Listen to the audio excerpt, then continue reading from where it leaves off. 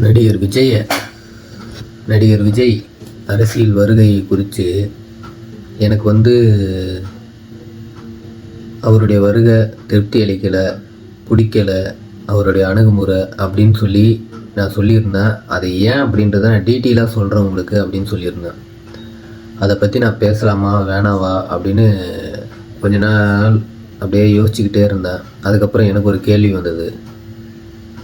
நம்ம மனசில் பட்ட நியாயமான விஷயத்த பேச முடியாமல் எவன் ஒருவன் அதை மூடி மனசுக்குள்ளேயே போட்டு புதைச்சி மண்ணுக்குள்ளே புதைஞ்சி போகிறானோ அவன் தான் இந்த உலகத்திலேயே மிகப்பெரிய கோழை அப்படின்ற வரிகள் எனக்கு மனசுக்குள்ளே தோணுச்சு. அதனால சரி நம்மளுக்கு சொல்லுவோம் அப்படின்னு தான் இப்போ இந்த வீடியோவை பேசுகிறேன். நீங்கள் எல்லாரும் தெளிவாக ஒரு விஷயம் நல்லா புரிஞ்சுக்குங்க. நான் ரெண்டாம் கட்டம் கிடையாது. அதாவது ஒன்றுமே புரியாமல் ஒன்றுமே தெரியாமல் பேசுகிறவன் நான் கிடையாது. ஓகேவா? ஃபஸ்ட்டு நான் சொல்ல வரதை தெளிவாக புரிஞ்சுக்குங்க. நான் அஜித் ரசிகர்ன்றதை இதில் நான் பதிவு பண்ணிக்கிறேன். ஏன் அஜித் ரசிகர்ன்றது நடிகர்னால இல்லை, ஒரு சிறந்த ஒரு மிகப்பெரிய நடிகர் அப்படின்லாம் கிடையாது. 4 பேருக்கு ஹெல்ப் பண்ணுறாரு, அந்த ஒரு காரணத்தினால எனக்கு நடிகர் அஜித்தை பிடிக்கும். விஜய் அரசியல் வருகையை நான் ரொம்ப எதிர்பார்த்தேன். அதாவது அவருடைய தீவிர ரசிகர்கள் எப்படி எதிர்பார்த்துருப்பாங்களோ அந்தளவுக்கு எதிர்பார்த்தேன். காரணம் எனக்கு நல்லது நடக்கும் அப்படின்ற காரணத்தினால கிடையாது. நான் நிறைய பேருக்கு அவர் நல்லது பண்ணுவார் அப்படின்ற ஏக்கம் எனக்கு இருந்தது. நிறைய பேருக்கு நல்லது பண்ணணும், அரசியல்வாதிகள் சில பேருக்கு நேர்மையாக நடந்துக்க தெரியல, கரெக்டாக பண்ண தெரியல, மக்களுக்கு நல்லது அப்படின்ற காரணத்தினால இவர் பண்ணுவார் அப்படின்னு நான் எதிர்பார்த்தேன். அதனால தான் நான் என்ன பண்ணேன்னா இவருக்கு சப்போர்ட் பண்ணேன். மெயினாக அவர் அந்த படிக்கிற பசங்களுக்கு ஊக்கத்தொகை கொடுத்தது, அவங்கள என்கரேஜ் பண்ணது எனக்கு ரொம்ப பிடிச்சிருந்தது. ஏன்னா இந்த அரசியல்வாதிகள்லாம் எவ்வளவோ பேர் நிறைய பெரிய மீட்டிங்லாம் போடுறாங்க, பொதுக்கூட்டம் போடுறாங்க, ஆர்ப்பாட்டம் போடுறாங்க. ஆனால் அந்த படிக்கிற பசங்களுக்கு என்கரேஜ் பண்ணலையே, வருஷத்துக்கு ஒரு வாட்டி ஏக்கம் எடுக்கிறது தான். அது இவர் கரெக்டாக பண்ணுறாரு அப்படின்னு எனக்கு தோணுச்சு. அதனால தான் நான் இவரை பண்ணும்போது சப்போர்ட் பண்ணேன். ஆனால் இப்போ எனக்கு என்ன தோணுதுன்னா, இவர் வருங்காலத்தில் அவங்க ஓட்டுக்கு தகுதி உடையவங்களாக ஆவாங்க. அப்போ அவங்க ஓட்டு நம்மளுக்கு கிடைக்குன்ற காரணத்தினால இவர் அதை பண்ணுறாரோ அப்படின்ற ஃபீல் இப்போ எனக்கு தோணுது. காரணம் என்னென்னா, இவர் இந்த ஃபஸ்ட்டு மாநாடு ஒன்று போட்டார், அது விக்கிரவாண்டி பக்கத்தில் போட்டார்னு நினைக்கிறேன். அப்போ அந்த இடத்துல அவர் பயங்கரமாக பேசினார். அதில் ஒரு சின்ன வார்த்தை இதில் பதிவு பண்ணுறேன், நல்லா பார்த்துங்க. இங்கே யார் பேரையும் சொல்லி தாக்கிறதுக்கெல்லாம் நாங்கள் இங்கே வரல. இங்கே தாக்கி பேசுறது, மரியாதை இல்லாமல் பேசுறது, தரை குறைவா தகாத வார்த்தைகள்லாம் யூஸ் பண்ணி அதுக்கெல்லாம் நாங்கள் இங்கே வரவே இல்லை. மக்கள் மத்தியில் ஒரு நல்ல பேர் எடுத்து நல்ல ஒரு டீசெண்டான அரசியல் செய்யறதுக்கு தான் நாங்கள் இங்கே வந்திருக்கிறோம். நாங்கள் ஏற்கனவே சொன்ன மாதிரி எங்களோட அரசியல் இனிமையாக இருந்தாலும் சரி, ஐடியாலஜிக்கல் இனிமையா இருந்தாலும் சரி, டீசன்ட் அப்ரோச், டீசன்ட் அட்டாக். ஆனா அது டீப்பா இருக்குங்கிறத மட்டும் இப்ப நாங்க சொல்லிக்கிறோம். பாத்தீங்களா, இந்த வார்த்தையை தான் அவர் சொன்னார். இப்போ அவர் எப்படி நடந்துக்கிட்டு இருக்காருன்றத நீங்களே பார்ப்பீங்க. ஓகேவா? ஒன்று. ரெண்டாவது அவர் எனக்கு பிடிக்கல, அவர் அரசியல் அணுகுமுறை எனக்கு பிடிக்கல, அவர் தெளிவான மனநிலைமையில இல்லை அப்படின்றது எனக்கு தோணுது. தெளிவான மனநிலைமைனா மக்களுக்கு ஹெல்ப் பண்ணணும், மக்களை ஒன்று சேர்க்கணும், மக்கள் ஒத்துமையாக வாழணும் அப்படின்ற எண்ணம் அவருக்கு இல்லையோ அப்படின்றது எனக்கு தோணுது. காரணம் 3 விஷயம் அவர் அந்த மாநாட்டில் ரொம்ப எனக்கு பிடிக்காத மாதிரி இல்லை, மக்களுக்கு இயல்பில் ஒத்து வராத மாதிரி அவர் 3 விஷயத்தை அங்கே பதிவு பண்ணார். அந்த 3 நான் லாஸ்ட்டாக சொல்கிறேன். இப்போ சில விஷயங்கள்லாம் சொல்கிறேன். ஃபஸ்ட்டு அவர் அவங்க தொண்டர்களுக்கு அவர் என்ன பண்ணியிருக்கணும்னா, நீங்கள் எல்லாரும் உங்கள் வீட்டை பாருங்கள், வேலையை பாருங்கள் அப்படின்னு அவர் சொல்லியிருக்கணும். அதை அவர் சொல்லலை. அதே மாதிரி தெருவுக்கு தெருவு கொடி கம்பம் வைக்காதீங்க, என் தொண்டர்கள் நீங்கள் செல்லில் ஃபோட்டோவை வச்சிங்க, அவங்க கட்சி ஃபோட்டோவாக செல்லில் வச்சிங்க. நீங்கள் ரோட்டில் போய் இறங்கி சண்டை போடாதீங்க. ஏற்கனவே இங்கே நிறைய ஜாதி கட்சிகள் இருக்குது, பெருச்சாளிகள் கட்சிலாம் நிறையா இருக்குது. அதனால் நீங்கள் அதுவும் கூட போய் சண்டை போடாதீங்க. அவங்க கூட சண்டை போடுறது நம்மளுக்கு வேலை இல்லை. சண்டை போட்டாலும் நீங்கள் அவங்களுக்கு ஈடு கொடுக்க முடியாது. அவங்க போலீஸ் வச்சு உங்களை தாக்குவாங்க, பதவியை வச்சு தாக்குவாங்க. என்னால் முடியும், உங்களால் முடியாதுன்னு சொல்லி அவங்கள கட்டுப்பாடு படுத்திருக்கணும். ஆனால் இவர் என்ன சொன்னார்னா, சோல்ஜர்ஸ், நீங்கள்லாம் என் சோல்ஜர்ஸ், எந்த எந்த சோசியல் மீடியாவில் எந்த சைடு பார்த்தாலும் நீங்கள்லாம் ஃபயர் விடுறீங்க, நீங்கள்லாம் வந்து பயங்கரமாக வந்து இது வேலை செய்கிறீங்க அப்படின்றாங்க. அதாவது தூண்டி விடுறாரு சில ஆட்களை. அந்த தொண்டர்களுக்கும் அது புரிய மாட்டுது. யாரோ ஒருத்தர் எங்கேயோ பேசும்போது இவங்க ஒரு கமாண்டு போனால், இப்போ 4 பேர் பேசிகிட்டு இருக்காங்கன்னா நடுவில் போய் எவனோ ஒருத்தர் ரோட்டில் வரவங்க குறுக்கில் வந்து பேசினானா அவனுக்கு நாலேஜே இல்லைன்னுவாங்க. அந்த மாதிரி இந்த மாதிரி கமாண்டு போடுறவங்களாம் நாலேஜே இல்லாமல் போடுறாங்கன்றது அர்த்தம். எந்த டைமில் எதை பேசணும் என்னான்றது இருக்குது. ஒன்று. ரெண்டாவது வந்து இவர் வந்து இந்த கரூர் விஷயம் வந்து பேசக்கூடாது, இருந்தாலும் நான் பேசுகிறேன், சில ஃபோட்டோவும் போடுறேன் பாருங்கள். எல்லாருடைய கருத்து வந்து எனக்கு தேவை கிடையாது, என் மனதில் பட்டதை மட்டும்தான் நான் சொல்கிறேன். இவர் வந்து அந்த கரூர் விஷயத்தில் நடந்ததுக்கு முழுக்க முழுக்க காரணம் இவர் தான் அப்படின்னு நான் நினைக்கிறேன்.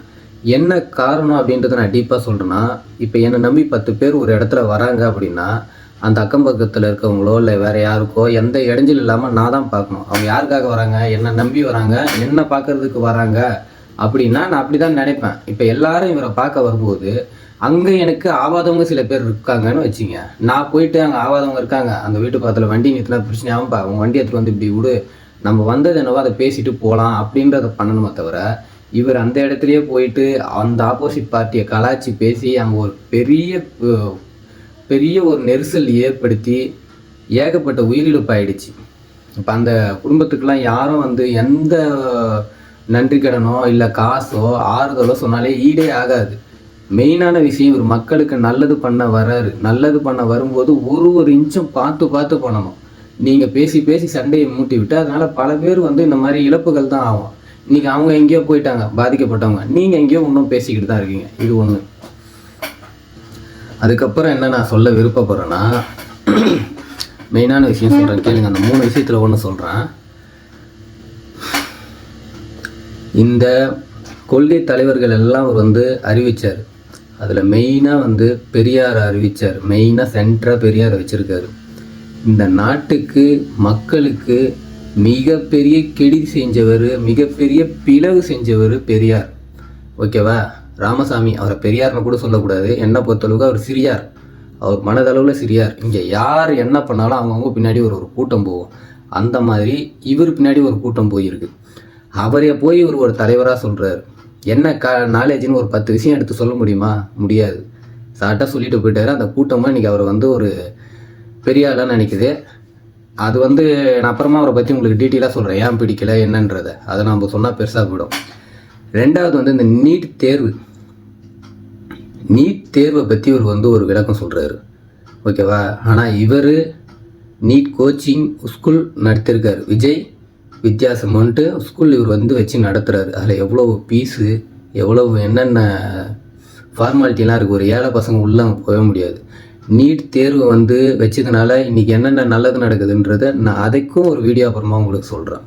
அதை பேசுனாலும் வேறு மாதிரி டாபிக் போகும். மெயினான விஷயம் லாஸ்ட்டாக அதுக்கு முன்னாடி இன்னொரு விஷயம் ஒன்று சொல்கிறேன். இந்த எல்லா கட்சியும் சரியில்லைன்னு தான் இவர் புதுசாக உள்ளே வராரு. அதுக்கப்புறம் என்ன பண்ணுறாருன்னா எல்லா கட்சியும் கூட்டணிக்கு கூட சேர்க்குறாரு. கூட்டணிக்கு கூட சேர்க்குறவங்க அவங்க எல்லாரும் நல்லது இல்லைன்னு தான் நீங்கள் வந்து வரீங்க. அப்புறம் எப்படி நீங்கள் அவங்கள கூட்டணிக்கு சேர்ப்பீங்க? ஒன்று கேள்வி. இவர் இதெல்லாம் காரணம்னால தான் எனக்கு அவர் அரசியல் வருகை பிடிக்கல அப்படின்றத நான் சொல்கிறது. நல்லா தெளிவாக புரிஞ்சுங்க. மற்றபடி அவர் மேலே மனசில் எனக்கு எந்த இதுவுமே கிடையாது. யார் நல்லது செஞ்சாலுமே எல்லாருமே அந்த பசியில் இருக்கிறவங்க எல்லாருமே சாப்பாடு கொடுக்கும்போது வாங்கி சாப்பிட தான் செய்வாங்களே தவிர யார் என்னதுன்னு கேள்வி பார்க்க மாட்டாங்க. அதே மாதிரி தான் இவர் நல்லது பண்ணார்னா கண்டிப்பாக நான் அவருக்கு திருப்பி சப்போர்ட் பண்ணி பண்ணுவேன். தவறி போகலாம், திருப்பி ஏதோ ஒன்று பண்ணார்னா நான் வந்து திருப்பி அவருக்கு சப்போர்ட் பண்ணி பண்ண தான் செய்வேன். ஓகேவா? அதுக்கப்புறம் என்ன பண்ணுறாருன்னா, இந்த கட்சியில் பிரிஞ்சு போனவன், செதறி வந்தவன், ஓட்டு அதாவது இந்த எம்எல்ஏ சீட்டுக்கு எம்பி சீட்டுக்கு ஆசைப்பட்டு வரவன், இந்த வந்து மக்களுக்கு வந்து நல்லது பண்ணாமையே பதவிக்கு ஆசைப்பட்டு வரவன், இவங்க எல்லாருக்கும் கூப்பிட்டு ஒரு பதவி கொடுக்குறாரு. சோசியல் சர்வீஸ் பண்ணுறவங்க எவ்வளவோ பேர் இருக்காங்க. நீங்கள் ஃபோன் பண்ணி கூப்பிட்டு ஆதவ அர்ஜுனாவை ஃபோன் பண்ணி அந்த கட்சியில் நிற்கிறாங்கன்னு ஒன்றே நீ கூப்பிட்டு தெரிஞ்ச உங்களுக்கு எவ்வளவோ சோசியல் சர்வீஸ் பண்ணுறவங்க நம்ம நாட்டில் இருக்காங்க. வாங்க நம்ம நல்லது பண்ணலாம், நீங்கள் ஃபோன் பண்ணி கூப்பிட்டீங்கன்னா வரமாட்டேன்னு சொல்லுவாங்களா? அவங்கக்கிட்ட உங்களுக்கு பேச முடியல. ஆதவ அர்ஜுனா கிட்ட பேசுகிறீங்க, அவர்கிட்ட காசு இருக்குன்ற காரணத்தினால பேசுனீங்களா, இல்லை அவர் ரொம்ப ஜீனியஸ்ன்றதுனால பேசுனீங்களா, இல்லை அவர் மக்களுக்கு ரொம்ப நல்லது பண்ணுறாருன்றதுனால பேசி உங்கள் கட்சிக்கு கூப்பிட்டீங்களா? இதெல்லாம் உங்கள் தன்மையை வந்து குறிக்குது. ஓகேவா? இது வந்து ஒரு விஷயம். அதுக்கப்புறம் வந்து மெயினான விஷயம் என்னென்னா, மெயினான விஷயம் சொல்கிறேன், நல்லா புரிஞ்சுங்க. இதனால தான் எனக்கு முதல்ல அவர் வந்து பிடிக்காமல் போன காரணம், அதாவது இவர் இதுக்கப்புறம் நம்ம செட் ஆகாது நாட்டுக்கு அப்படின்றத நான் நினச்சது. இந்த சாதி வாரி கணக்கெடுப்பு எடுக்கணும்னு சொல்கிறாரு. சாதி வாரி கணக்கெடுப்பு எடுக்கணும்னு சொல்கிறாரு. நீங்கள் புதுசாக வரீங்க, மக்களுக்கு வந்து நல்லது பண்ணணும்னு வரீங்க. ஏற்கனவே இந்த சாதி வாரி கணக்கெடுப்பு எடுத்து தான், அப்படி சாதியில் பிரித்து தான் மக்களை வந்து ஃபுல்லாகவே காலி பண்ணி எல்லாருமே வாழ்கிறாங்க. அதையே வந்து நீங்களும் முன்மொழிகிறீங்க, சாதி வாரி கணக்கெடுப்பு எடுப்பு சொல்லணும். அப்போ சில சாதி கட்சி உங்கள் கூட வந்து சேர்க்கணும் அப்படின்னு நீங்கள் ஆசைப்படுறீங்க. நீங்கள் அதுக்கு விலை போகிறீங்க அந்த வார்த்தை மூலிமா. ஓகேவா? சாதியை ஒழிக்கணும், மக்களை ஒன்றாக்கணும் நீங்கள் உள்ளே வந்திருந்தீங்கன்னா என்ன மாதிரி மக்கள் உங்கள் கூட பின்னாடி நின்று இருப்பாங்க.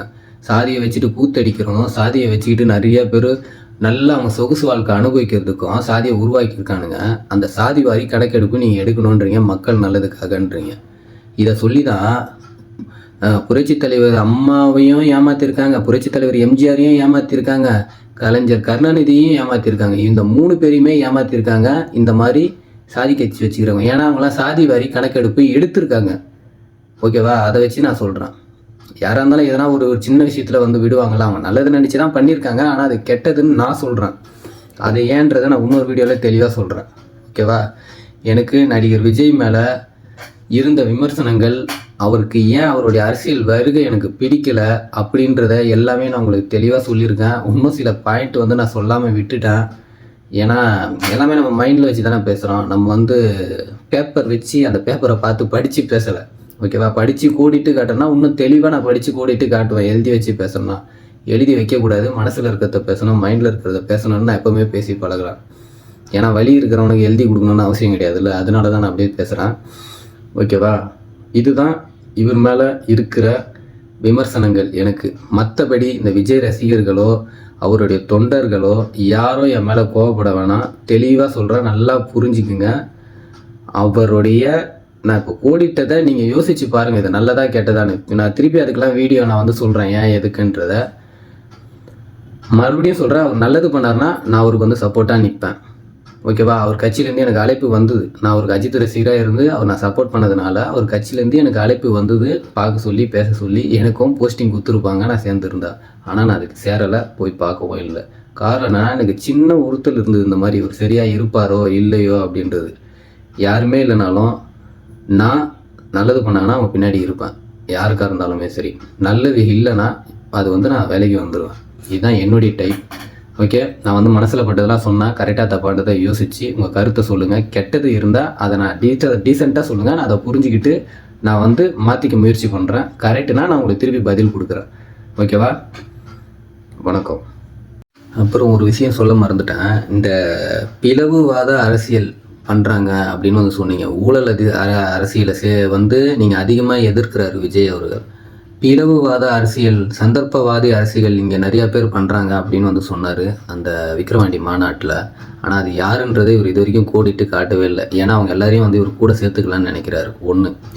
ரெண்டாவது வந்து இப்போ பொதுமக்களாக பார்த்துட்ருக்க வந்து சில பேருக்கும் சரி, இல்லை விஜய் அவருடைய ரசிகர்களுக்கும் சரி, இல்லை அவருடைய தொண்டர்களுக்கும் சரி, ஒரு கேள்வி ஒன்று எழலாம்.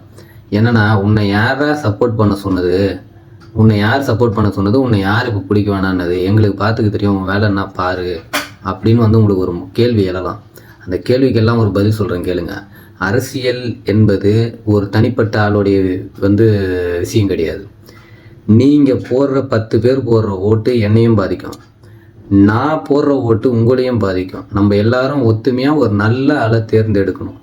அப்படி இல்லாமல் ஒரு தெளிவான சிந்தனை இல்லாத ஆள் வந்து நின்றுட்டாங்கன்னா, இன்றைக்கி அமெரிக்காவில் ட்ரம்ப்னு ஒருத்தர் பண்ணுறாரு பார்த்தீங்களா, அந்த மாதிரி வேலை தான் எல்லா இடத்துலையுமே நடக்கும். நம்ம தலைவனாக தேர்ந்தெடுக்கிறவன் நல்ல மனநிலைமை இருக்கணும், துணிச்சல் இருக்கணும், தைரியம் இருக்கணும், நல்ல சிந்தனை இருக்கணும்.